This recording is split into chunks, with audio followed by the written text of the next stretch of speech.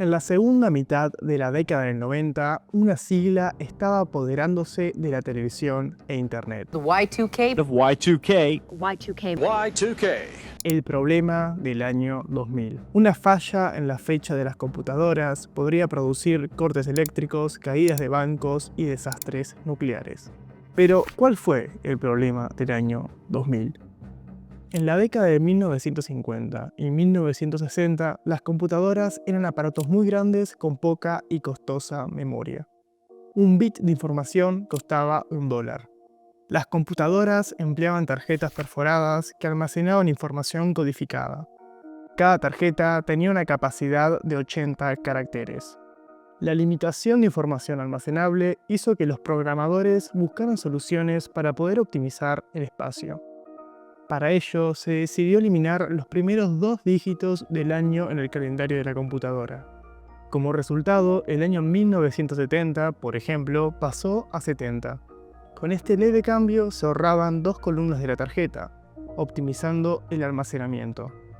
Bob Bemer, informático de IBM, reconoció en 1958 que podrían surgir problemas a partir de ese cambio al llegar el año 2000. La incapacidad de las computadoras para almacenar fechas posteriores a 1999 generaría un error en todos los sectores administrados por ellas. Al llegar el nuevo milenio, los dígitos marcarían 00, generando la confusión de la vuelta al año 1900. Bemer intentó durante 20 años generar conciencia en IBM y en el gobierno de los Estados Unidos sobre la problemática que podía derivar si no se trataba el asunto. Sin embargo, no fue hasta finales de la década de los 80 que se comenzó a considerar como un problema. El sistema de corredores de bolsa de Nueva York lo contempló cuando comenzaron a emitir bonos con fecha de caducidad posteriores al año 2000. La bolsa de Nueva York destinó $30 millones y contrató cerca de 100 programadores para que idearan soluciones. En el año 1998, Estados Unidos promovió la Ley de Divulgación de Información y Preparación para el año 2000. Junto al sector privado, comenzaron a trabajar en una respuesta clara al problema del año 2000. El gobierno de los Estados Unidos, con este movimiento, buscaba generar una gran divulgación y evaluación del dilema. It is a complex test that requires us all to work together. Every government agency, every university, every hospital, every business, large and small. También se crearon páginas web en las que se proporcionaba información a la población. Desde lo geopolítico, Estados Unidos y la Federación Rusa crearon el Centro de Estabilidad Estratégica del año 2000. Con este se aseguraban que ninguna nación lanzaría un primer ataque nuclear contra la otra durante la transición del año 1999 al año 2000. Mientras se acercaba el nuevo milenio, más problemas relacionados con las fechas de las computadoras se reportaban en todo el mundo. En febrero de 1999, en una central nuclear de Pensilvania, un error técnico al intentar hacer un cambio de fecha de la computadora desconfiguró las máquinas y generó un apagón de 7 horas. En Illinois, una máquina envió facturas de luz erróneas de $7 millones. Por otro lado, en Singapur y Suecia, los taxímetros dejaron de funcionar o emitieron números erróneos por varias horas. Esos errores, aunque menores, parecían marcar el destino de los sistemas bancarios, fábricas y comunicaciones del mundo al llegar el año 2000.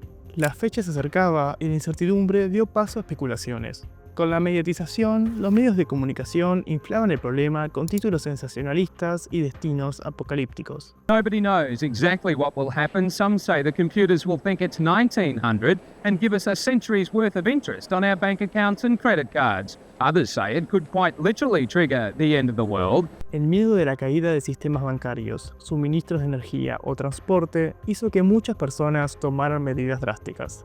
Varios retiraron el dinero de los bancos, se hicieron de provisiones o construyeron espacios seguros como búnkers. The biggest sellers are ammunition and water jugs. But if you're looking for a generator, forget it. There are none. Algunas de las publicaciones hablaban de fallas en hospitales, ya que eran completamente computarizados, como también en aeropuertos y bancos. Ese discurso venía acompañado de libros o CDs que ayudarían a la población a sobrellevar la crisis del año 2000. Libros como el de Michael Hyatt presentaban una descripción del problema y pasos para sobrevivir a la crisis. La especulación crecía y no había soluciones claras que dieran certeza a las personas. La idea de la caída de aviones, cortes de electricidad o fallos económicos estaban en la cabeza de varios individuos. Algunos de los softwares de empresas recibieron actualizaciones que soportaban el cambio de fecha de los dispositivos, pero no garantizaban que no hubieran fallas. Sin resolver el problema, se terminó el año 1999.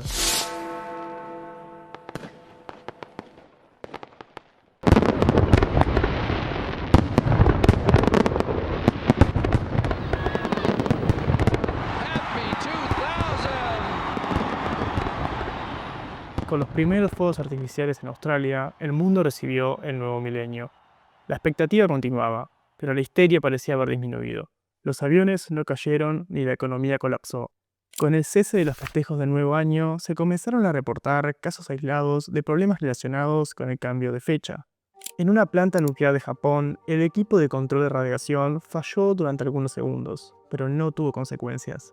En Hong Kong hubo fallas en los alcoholímetros policiales. Algunos recién nacidos fueron registrados en el año 1900, y algunas pocas tarjetas hicieron cobros indebidos por fallas. Si bien no hubo una gran crisis, algunos sistemas bancarios fallaron y algunas ciudades, como Estambul, quedaron sin suministros de energía o agua por horas. La principal consecuencia del problema del año 2000 fue el gasto que se hizo, tanto público como privado, para combatir la posible crisis.